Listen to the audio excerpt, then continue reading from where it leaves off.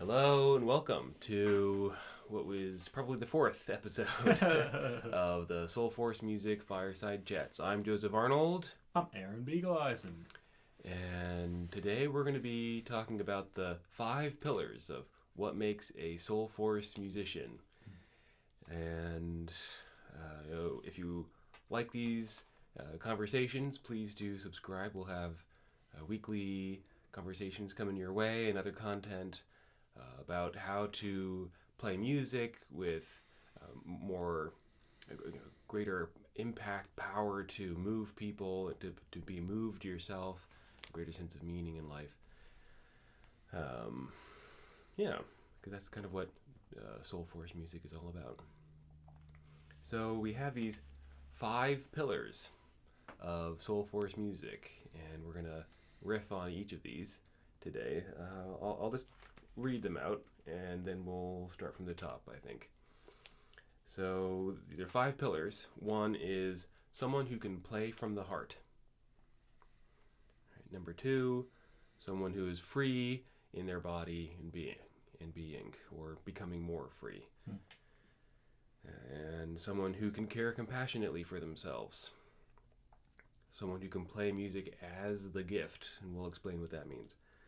And someone who is connected to a sense of purpose. So those are the 5 pillars of what it means to be a Soulforce musician.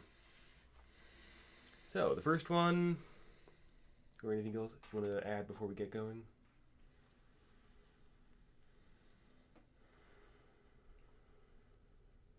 Nope. Okay. So the first pillar of Soulforce music is to be able to play from the heart. So, we've talked about that in the past. I'm kind of curious what that means to you today. That's a good question.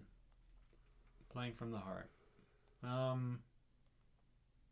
Yeah, for me it has a couple different different things come up.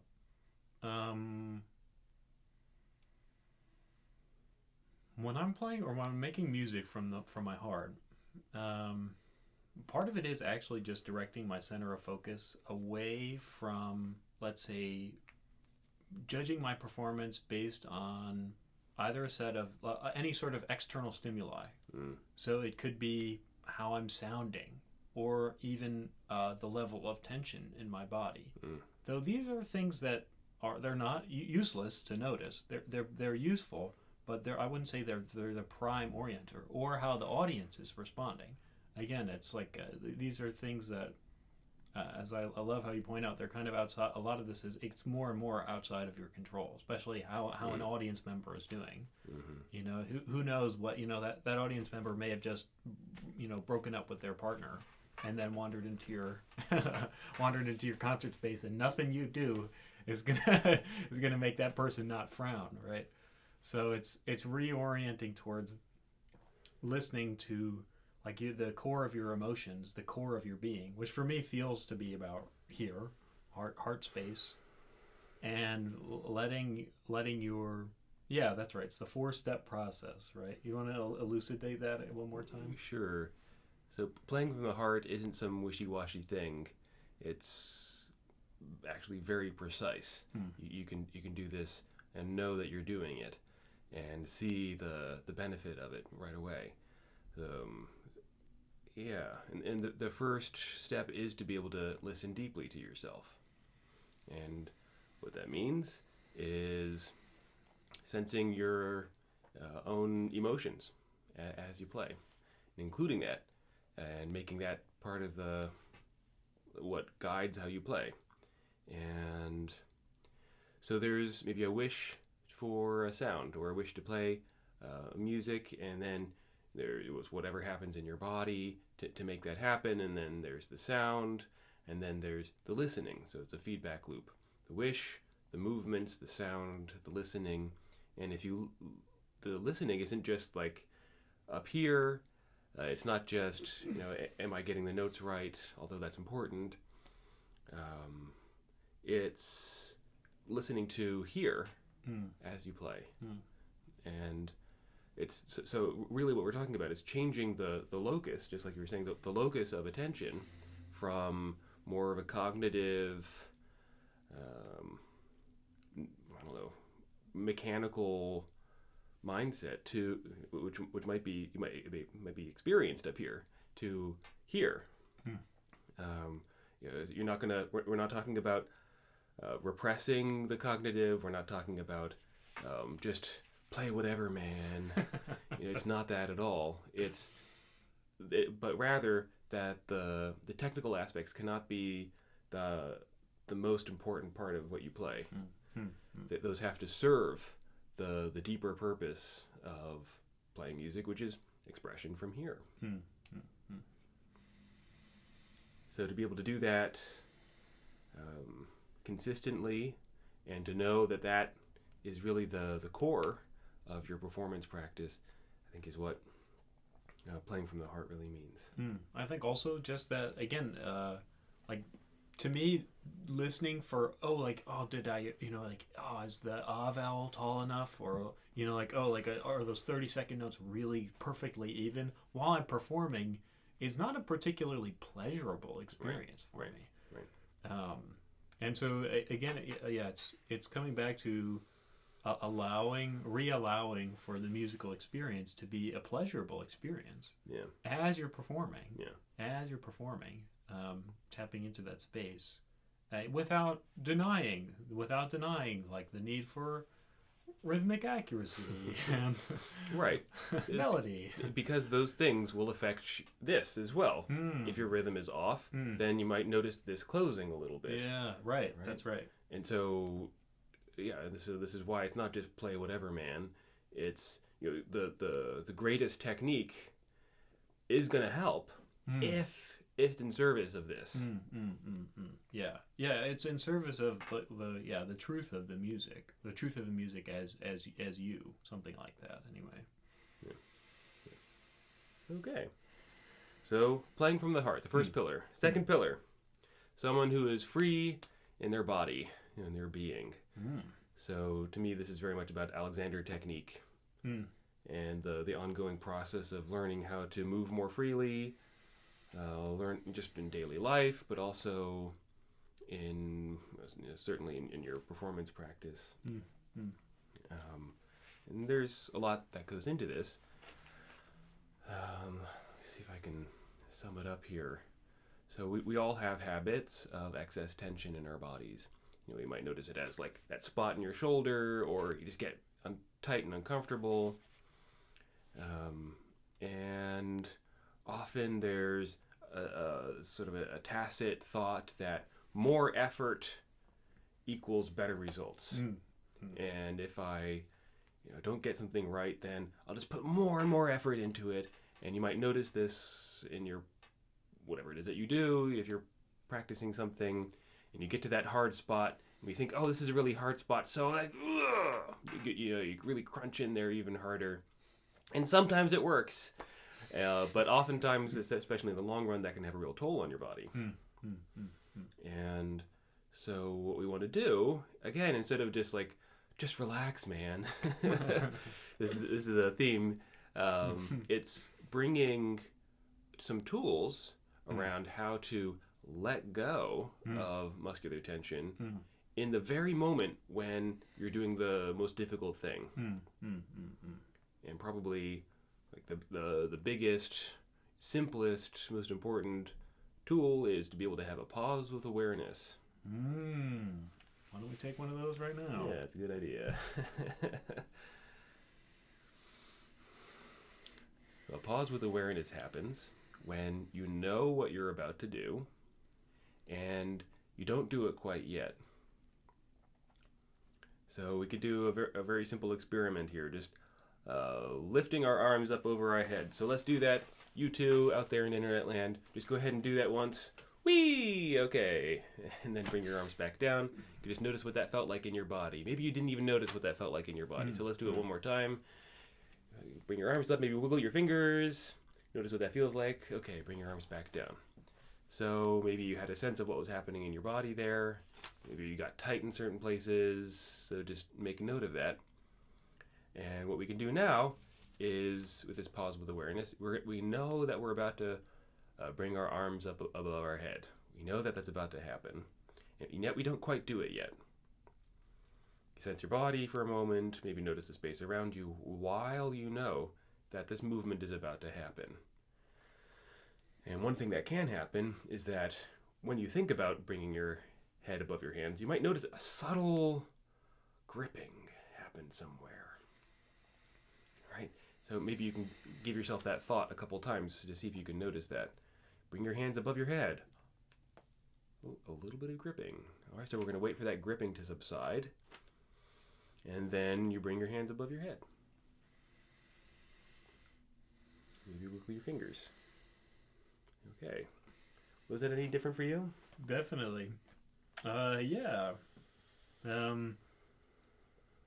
Yeah, what changes in the core of my experience is when I automatically lift my hands over my head, I definitely notice some pockets of tension here. Yeah, me too. Maybe along here as well. Maybe even a little bit of abdominal clenching as well. And somehow when I take a pause, take a few seconds before it's like I'm waiting for an invitation. Something like that. Waiting for the invitation to do the activity. And then the whole thing just has more of a feeling of doing itself. Yeah. I notice much more ease. And there's kind of a sense of moving more consciously rather than just lurching. This is super important. If you lurch into the difficult passages, then all that tension is just interfering with what you're doing. So this is so important. It's so key. It's one of the things that opens up everything else. All 5 of these pillars are interconnected. So it's learning how to let go of excess tension, learning how to be more at ease, more fluid in your body. This is the second pillar of Soulforce music. So I would also say, I guess it's tied into, for me, it's also tied into, so let's say you step out on stage and you start to have intense judgments as you're about to perform or as you're performing. I would say, so not to use a particularly charged term, but I would say that the Alexander technique is more like the masculine approach to freedom, which is freedom that can happen right now. It's not the kind of the deep. We'll talk about the third pillar, right, which is compassionate self-care, which I would say is more of, again, it's a slightly charged term, but is more of a feminine. Yeah, more the yin. Yin, yes, yeah, it's yin and yang. That's better for sure. So this is, I would say, more of the yang capacity. So interesting. Yeah. Yeah. So let's say that you're on stage and you have an intense self-judgment start to come up. So it's a similar thing, or it's actually pretty much the same thing, which is you have this intense self-judgment, and it starts to impair actually your motor function. Yeah. Your capacity for performing, because it's like this emotional backlog that's causing your whole body or your whole system to slow down and in fear and all that stuff. If you think about having a little judgment like that note was out of tune or something like that. Like, oh God. And then you let that thought spiral, which I'm sure I definitely have I've had those performance experiences. If you feel like, or my experience was that I felt like I couldn't stop this cascade of judgments, and then the sound would get progressively worse as the judgments continued, right? Yeah. And it just gets worse and worse and worse. And then by the end, I was exhausted. My voice was really tired, and I was also like emotionally bedraggled. Yeah. Right. So it's a similar experience of like having a judgment, realizing or like perceiving a judgment from the audience, something like that. And then again, just taking a pause. Yeah, which really can make all the difference in the moment. Yeah, and then that's it. And then ideally, you just take a pause. Maybe 80% of that judgment fades away, and then you can step back into the space of playing from your heart again. Yeah. So. It's a powerful skill. Yeah, it truly is. Okay, number 3. The third characteristic of a Soulforce musician is someone who can care compassionately for themselves. This is, at least I judge that this is quite anathema to the way that most musicians treat themselves. Yeah, I mean, I certainly spent most of my musical life, maybe midway through childhood and onward, in a great deal of judgment of myself, especially in conservatory. Yeah, and maybe you notice something similar for yourself. Yeah, for sure. Yeah, a very similar story of I would say, yeah, again, having, I think I've mentioned this before, but having my prowess, my musical prowess, be tied in with my identity Yeah. and my sense of okayness with Yeah. myself. Yeah. So yeah, so if I'm singing well, then I am doing well, and I'm a good person And worthy, yeah. Worthy, yes, worthy of love and admiration and attention. And if I'm not, then I'm not. Yeah, yeah. Yeah. In a way, it's kind of like the over-efforting, like muscularly as well. It's like there's this kind of background thought around that if I use more effort, then I'm going to get better results. If I try harder, I'm going to get better results. Yeah. And same thing here. If I'm more hard on myself, the harder I am on myself, the more harshly I judge myself, then, that's going to motivate me to do better, right? And maybe in the short term it does. I've certainly had my share of anxious practice sessions way back when, and however, again, taking kind of a look at both the quality of your life, the quality of movement in your body in those moments, and also just a longer term view, that kind of harsh self-judgment, just taking a kind of a physical level approach here. When you judge yourself really harshly, when you're not caring for your body and your mind, your emotions, your relationships in your life, then your body's going to get tighter. You're going to have more stress, and that stress is going to interfere with your music making. So it's very practical here in a certain way. And so then to know that like more self-criticism is not the best motivator.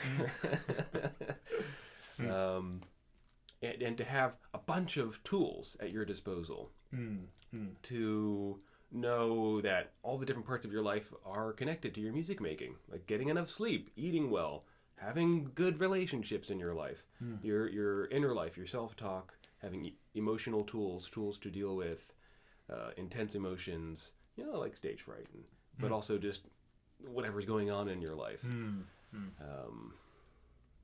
Meditation, some sort of physical activity, whether it's exercise or yoga or just going for walks. Like all these things are part of your life as a whole, and we can't ignore these things for very long and have success and like the kind of joyful music making that we're really looking for here. Yeah. So okay, two thoughts come up for me. So one is that like it's and again, it's not like you want to exile all judgment from your system. Thank you for that. Yeah, because judgments are really useful. Like if you see somebody who sees somebody and you can smell booze from them 10 feet away, and they're staggering and they're holding a knife, it's not like you're like, well, I shouldn't be so quick to judge. It's like, just cross the street, just right. So judgments are useful. Yeah. They're useful. They keep you alive, and they also serve a purpose. So if your 30-second notes sound like crap, like it's a good thing to be able to notice that. Yeah. It will serve the music and will serve the beauty. Yeah. And that being said, we're relegating judgment to its proper space, which is not the prime motivator for you making music. Is not to earn a sense of being worthy by working yourself into the ground and abandoning your friendships and like leaving the place where you live to be a mess and all that. It's flipping that over and allowing allowing compassionate care for yourself to serve your musicality. And I think that's maybe there was something else, but it seems to have faded. The inner critic is something that developed in you, if you have that. I think just about everybody does. As an aid. So something happened in your life where this was actually a helpful thing. And if you were to turn on your inner critic and begin judging your inner critic, then you'd just be doing the same thing all over, right? Creating more stress in your system. So a big part of this is going from an externally judged value set to an internally judged value set, which is, for instance, like what's most scary about performing for a lot of us is the perceived judgments of others, and those take much greater precedent over how I thought I did, or the basis, some kind of internal basis for judgment. But if we can switch that, if our internal basis of judgment becomes more important to us, like I know what I wanted and I know that I did it or not, and you know that's fine because it's inside me, then nobody can take that away from us. And if other people give us praise or condemn us, it doesn't matter quite as much. Yeah, beautiful. Very good. Okay, we got two more here. These are juicy ones. All right, so number 4, someone who can play music as a gift. So this is, I'll slow down a little bit and say that again. So a Soulforce musician is someone who can play music as the gift. What on earth does that mean? So,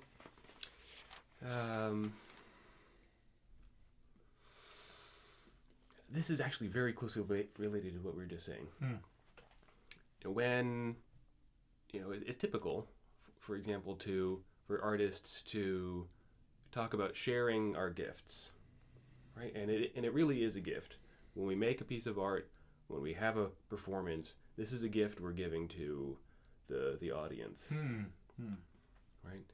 And even just that is huge to change the mindset around. Oh man, I hope they don't judge me harshly, or the success of this depends on not making any mistakes whatsoever, to seeing this is a gift I'm giving to you. Yeah. Right? Just notice, like, you could just sense your own body. You can think about a performance that you have done in the past or you might do in the future, and just think of it as a gift that you're giving to the audience. That's a very different feeling in my body. Yeah, mine too. The image that came up for me is, if you imagine it, just like a sweet little wrapped present, right? And you just hand it to the person in the front row. Yeah. And so again, like if you hand somebody a gift and they take it and they stomp it, well, that's really their problem. That's not yours. I mean, it might make you feel bad. Yeah. But the thing is, like, that's not your problem. It's like that's their thing. So again, if you hand somebody a beautiful piece of art that you just piece of music that you just created, and they don't receive it well, it's not your problem. It's the intention to give. That's the beauty of that action. Yeah. And there are lots of different levels of gift in art. The one I would really want to hone in on is knowing that you are the gift. When you perform, when you teach, whatever it is that you do in your life, we're talking about musicianship, so it's generally those things.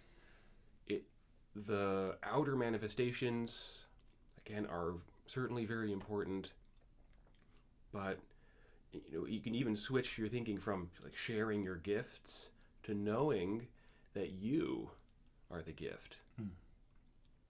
When you perform, you are the gift.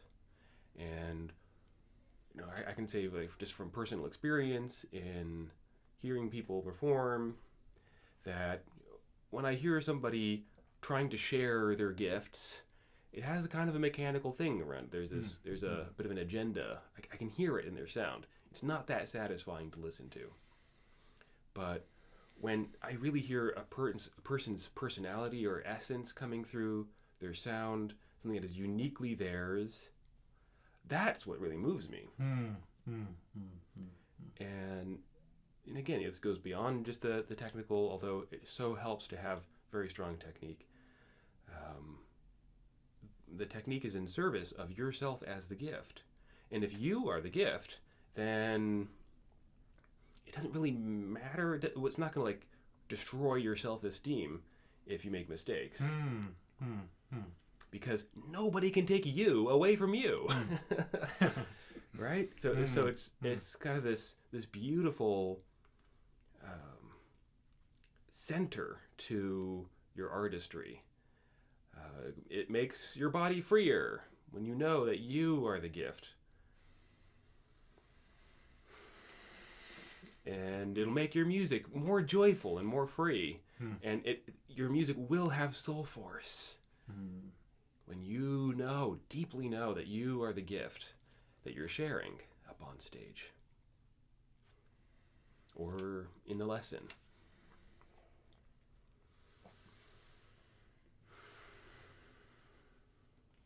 Yeah. So something that comes up for me around this is, so let's say you step out on stage, or like right now, I have a little bit of buzzy energy. So I have a choice. I can either think that I have a certain way that I need to be in order to, or I can say, here's me, I have some buzzy energy right now. And I'm going to let that come out in the way that I speak to you right now. Yeah. And so you might notice my voice just got freer. I'm freer in my body, and I'm happier. Yeah. So, so the thing is, it's allowing what's coming. I would say that the practical thing is allowing what's coming up for you. It's like this. So you're on stage, and you have some fear or excitement around beginning to perform. You can actually just invite that fear and excitement to come through your music.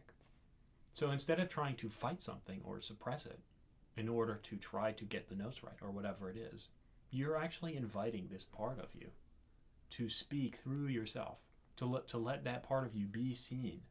And in doing so, you're offering this beautiful part of yourself to the audience. Yeah. So it's just getting out of the way. You're getting out of the way of yourself. You're playing from your heart. Caring compassionately. Compassionately for yourself. As you do that, and it's really simple. You just ask. You can just try it. If you have a little bit of something going on, you could have a little bit. You've got a little anxiety right now. You could just ask that part of yourself, like invite it. It's like you're inviting a friend you haven't seen in a while to come and either sit down and have a cup of tea with you. You could say like, hey, do you want to come play? We're about to do some music. Do you want to come and play? And just try it. Just try it. If you don't believe me, just try it. And see what happens. See if something changes. As I do that for myself, I get easier. Yeah. I get easier. Less internal fighting. Big plus. Big plus. Huge. Huge. Yeah. So there's one more piece that actually leads really well into the next pillar, which is about, so the final pillar of Soulforce music is being connected to a sense of purpose or a mission in your life. And one of the most important things that I've learned about meaning in life recently is that the outward manifestation of what you do isn't as important as what you bring to it. So, the Mozart violin concerto number what has been played so many times by so many people. And sure, if I go hear a Mozart concerto, it's nice. And it can also, the experience, it can range wildly between here's a person who really knows how to get all the notes right and doesn't know how to do much more beyond that, versus here's something that comes organically out of this person's being. And the difference there is just, it's not the piece, it's what you're bringing to it. And the good news here is that you don't have to build something inside yourself. You don't have to really strive to bring something beautiful to this piece. You are already the gift. You just bring yourself, your authentic self, in the moment to whatever it is that you're doing, and it's gonna come alive because you're alive. And so this is, knowing that you're the gift, and also this is part of what having a mission in life is about, having life purpose. one of the most important things about that, we don't typically think of life purpose as being like a job. Oh, I love being a carpenter. I love being a musician. I love being a doctor. It gives me such fulfillment. And it's really important to have the right sort of occupation that fits you. But again, you can either be a fulfilled doctor or an unfulfilled doctor. And the difference is whether or not you know that you are the gift with your patients, whether or not you know that you are the gift with your audience. That can make even a shitty cocktail hour gig. It's probably never going to be all that satisfying to be an anonymous musician playing for people who aren't really listening. But you can spice it up a little bit. Make it a little bit more meaningful for yourself by knowing that you are the gift in the room. Yeah, and just knowing that you have that little bit of control or that little bit of autonomy. Yeah. Like making a decision. Same thing with teaching. If you have, let's say that you've taken some students on that you have had to take on because you need to eat food. And maybe they're not the most enthusiastic. You have a certain amount of autonomy about how meaningful this experience can be. It might not be the most beautiful thing in the world, but it's going to be a lot more pleasurable if you have an internal sense of purpose. Yeah. So, So for me, I've had this experience, and so for me, a big mindset shift was having to teach students technical information. Again, it's very similar, right? So having to teach students technical information, it's like, well, I've already taught, like I already know how to just do basic teaching. That's not, that wasn't all that satisfying for me to teach.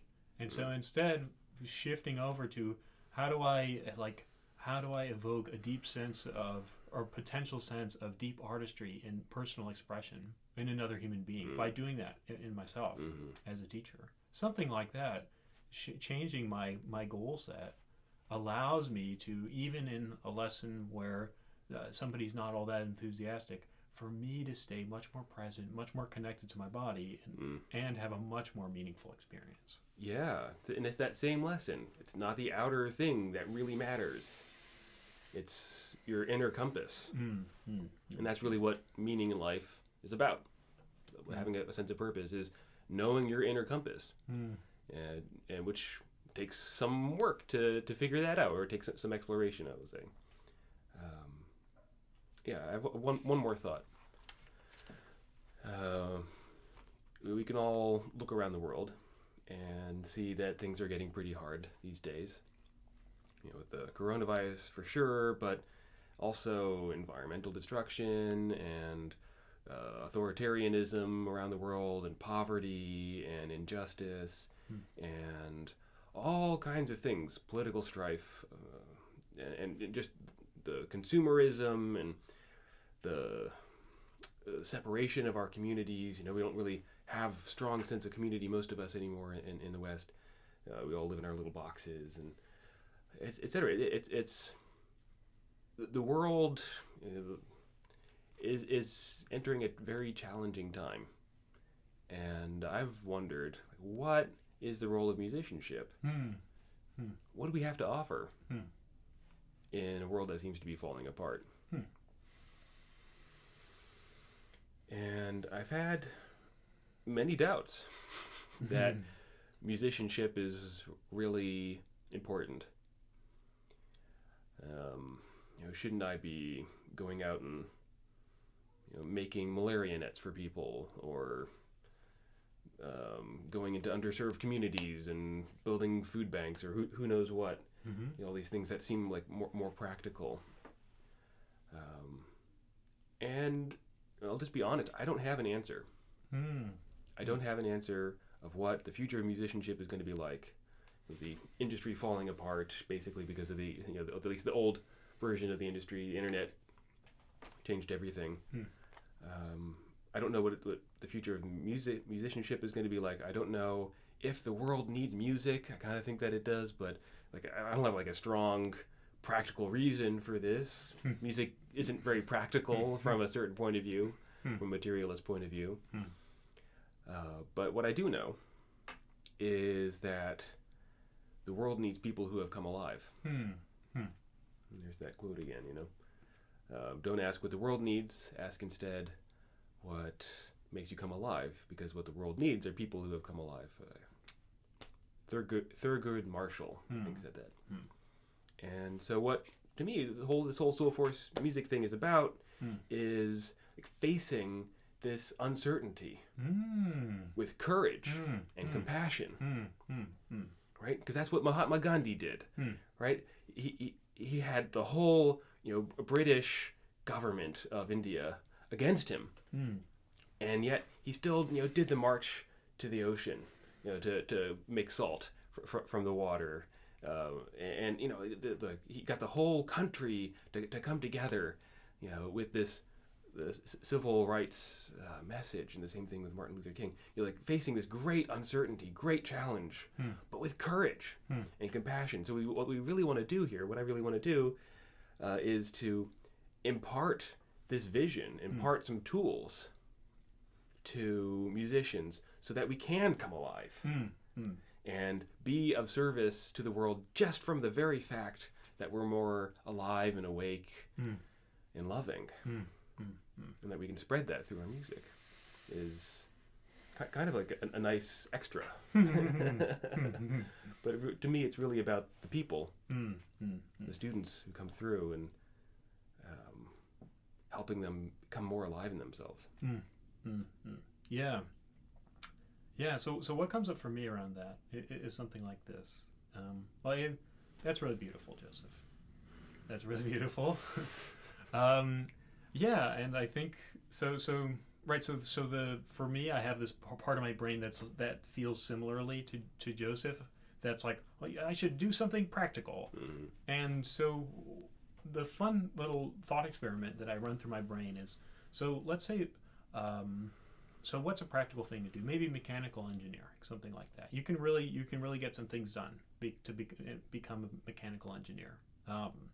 So I could ignore how I feel, which is that I deeply want to do Soulforce Music School, and go, instead of going to get a master's in sustainable design, I could study really, really hard and work really, really hard, and maybe get into a mechanical engineering program.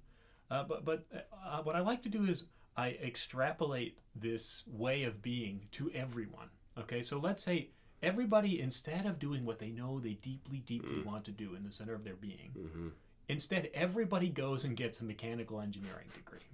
Okay? That's not going to help anything. The people who want to become mechanical engineers will go and do that, and they will do beautiful work, and we need them. And so, okay, so, right, so it's a similar thing, like, oh, should I go be a doctor because I could really help people? If I could be a practical thing to go and be a doctor because I can help people. Again, people who want to become doctors will become doctors. So it's actually trusting that on a small scale, that what makes you come alive is actually what's necessary, and on a macro scale, that there's some sort that if everybody just does this, if everybody does this, then you step into, like a space where everybody's alive. Everybody's alive. Everybody's doing what they deeply love doing. They have an internal sense of purpose. And so you'd have a world where instead of everybody just kind of doing what they have to do to get along, and like there's so much around that, right? The economic, the deep economic incapacity for most people to even begin to imagine this is real, right? And so here we are, and so I personally have a choice. I have a choice whether I can try to do what I think I ought to do, or step into the space of knowing what will make me come alive. Yeah. And that, seems to me to be the point of the thing. Yeah. And I can't really do anything else at this point. It feels way too good. So. Okay. Excellent. So these are some of the core ideas, the 5 pillars of Soulforce music. maybe there's something here that spoke to you, and we'd love for you to let us know. You can write in the comments below or reach out to us via the website. Right now it's just my website, josepharnold.com, but we'll have a soulforcemusic.com coming here sometime. And you can also look out for future trainings. We're going to be doing a 12-week program, maybe starting in the fall. It's meant to be a transformative program to help you do all these things, to be able to give really powerful, moving performances, to come more alive in yourself, we're going to give you all the self-care techniques that we've learned over our many years of challenge in that area. We've learned a few things. And with lots of Alexander technique, learning how to release excess tension and learning more about the gift and about purpose. It'll be a ton of fun and I think very meaningful. So keep an eye out for that. Anything else? I guess the last thought that I had is, one reason why these pillars are so damn useful is because they're so practical. And also that the thing that I think each of us desperately wants is, you see somebody step into an audition and you've heard this thing like, oh, they've got it, right? They've got the X factor. Yeah. Whatever that is, right? That's a person who knows themselves well enough to come alive and offer themselves as who they are. Yeah. And that's something that you can learn. Yes. Thank you for that. Yeah, that's something that you can learn, and it's intensely practical. Just on a financial scale, the odds if you want to get an audition for an orchestra, the odds of you doing that while you are the gift and you offer yourself totally free in your body, deeply compassionate, connected to a sense of purpose, people see that and they want you. Yeah. So, yeah, just a little. It's practical. It's damn practical. Yes, indeed. All right, my friend. All right. That's enough for today. Yeah.